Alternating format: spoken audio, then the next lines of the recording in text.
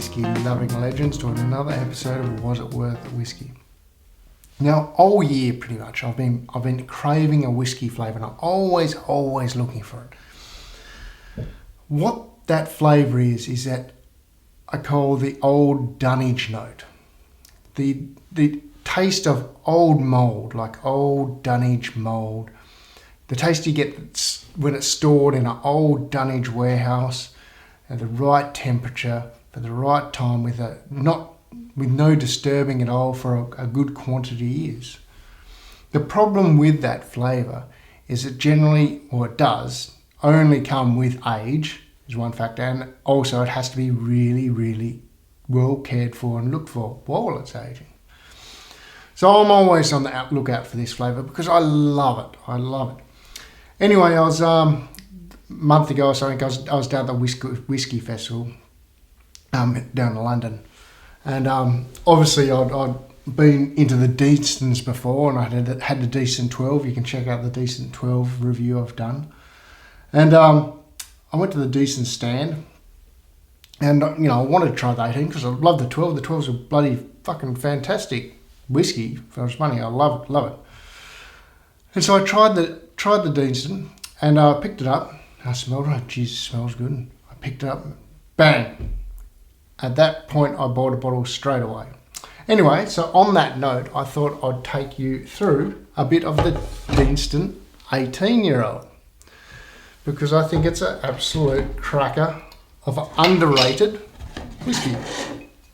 So we'll get rid of that because we don't need that. As you can see, there's the bottle, and you can see I've had a fair old chug of that one, and in not much time neither.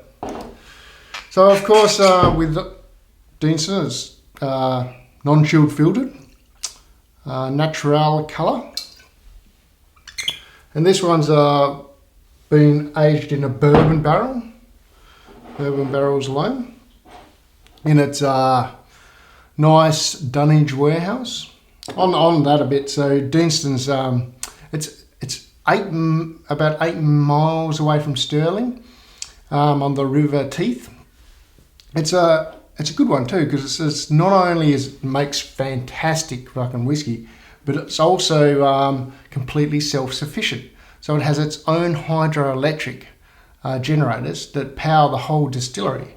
So it's very environmentally friendly, and makes fantastic whiskey. So it's bloody win-win, I reckon.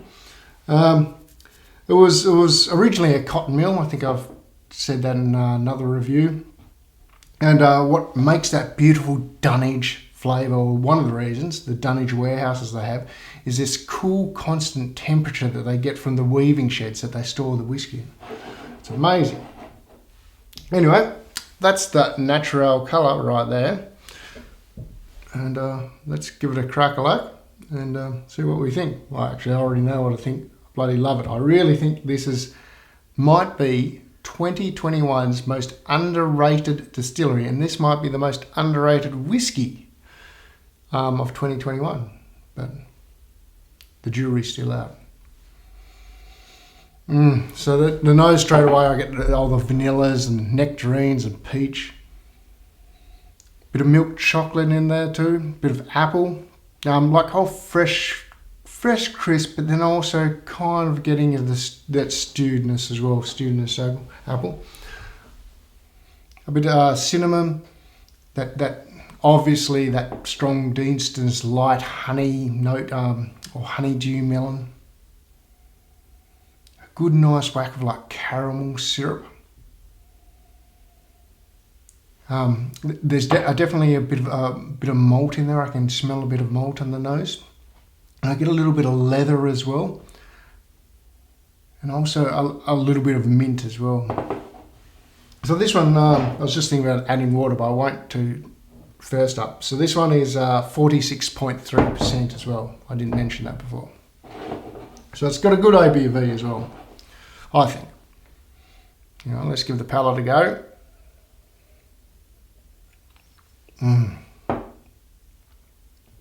And there it fucking is. That's straight away.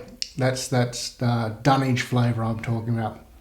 It's not super thick, but it's thick and syrupy. caramel, vanilla, that Dunwich, that old mouldy cheese Dunwich flavour. If ever anyone's tasted it or anyone is looking for it, they know exactly what I'm talking about. A bit of old leather as well.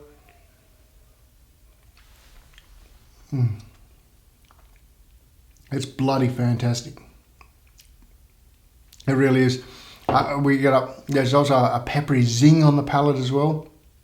And I get a butteriness, like a butter pastry. Almost like I don't know whether everyone said it, but matchstick pastries, or matchsticks. We used to call them matchsticks. They're 2 bits of puff pastry and we'd have some cream in the middle with some icing on the top. We used to call them matchstick pastries. Bloody yum. Amazing, in fact. Amazing. Now the finish, a real big burst of peppery oak. Now, of course, honey and vanilla. I get a bit of orange or buttery orange. Almost like a Fanta flavour as well. Like buttery orange, and then goes into these Fanta pepperiness. Very nice. We'll just whack a little bit of water, and I don't drink it with water, but just for grins and giggles, we'll put a little bit in because I don't think it needs it. But I guess it can open up some other flavours, or actually, I think the water enhances some flavours in this one, but also might take some away as well. That's just my experience with it so far. So I think it's a great ABV just to drink it as is. But so I get a bit more of that honeyness coming out in the, maybe a bit more of the mint on the nose.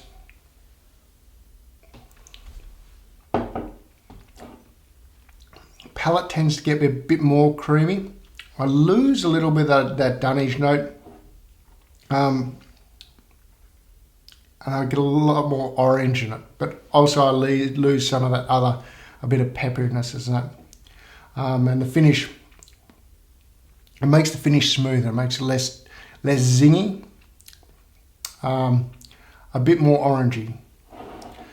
But as you can tell, a really, really lovely dram, this one. I can't say enough about Deanston Distillery. Actually, ever since I tried the 12, I moved on to this. Straight away, I've got hooked into the Kentucky Bourbon Kentucky cask matured as well, which I'll do a review on that as well. Haven't had a bad whiskey from Deanston yet. Loving it. But let's talk about the 18-year-old, because that's what we're here to do. So the 18-year-old, I'm going to give a score. I'm going to give a nose of 91 points. I'm going to give the palate of 92 points. And the finish of 90 points, giving a total average score of 90 points.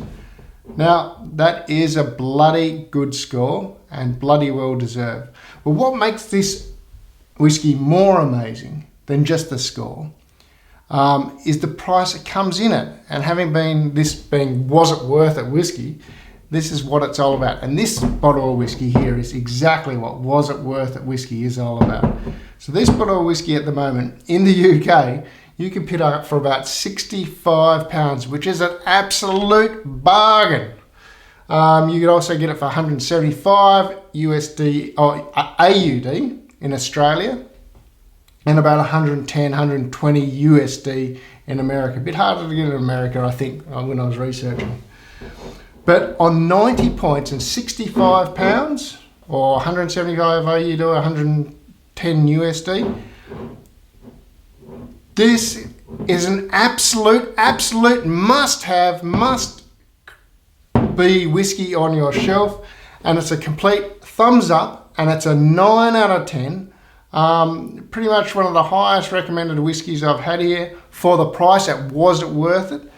I mean, for £65, come on, guys. I mean, it is bloody amazing. If you're into remember, this is a bourbon matured whiskey. But to get that bourbon matured whiskey with that creaminess, it's unchill filtered, and you get those beautiful Dunwich notes, That's just unheard of for that price. Unheard of. So actually, I'm not gonna put this video up because I will, and obviously I have. Anyway, so my recommendation: give this a crack if you like a bourbon whiskey. And if you don't, leave it for someone else that does, because this is a bloody crack, and I don't think these prices aren't going to be this low for this long or very long. I don't think so. Anyway, till next time, guys. See you later. Cheers.